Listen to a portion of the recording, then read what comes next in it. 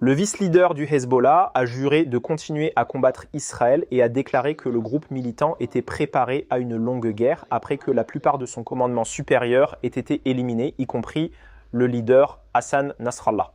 Dans son premier discours depuis l'assassinat de Nasrallah, Naïm Qassem a déclaré lundi que si Israël décidait de lancer une offensive terrestre, les combattants du Hezbollah étaient prêts à se battre et à défendre le Liban. En tant que secrétaire général adjoint, Naïm Qassem est maintenant le leader par intérim du Hezbollah jusqu'à ce que la direction du groupe choisisse un successeur à Nasrallah.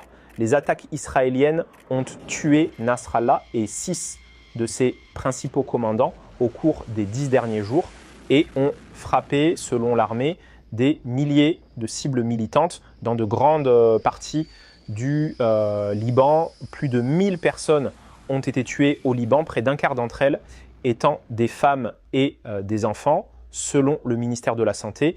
Et le gouvernement affirme que les combats ont pu déplacer jusqu'à 1 million de personnes.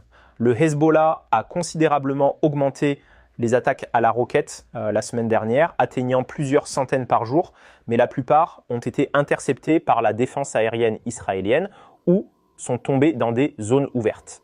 Qassem a déclaré que malgré l'assassinat des principaux commandants militaires du Hezbollah ces derniers mois, le groupe s'appuie maintenant sur de nouveaux commandants.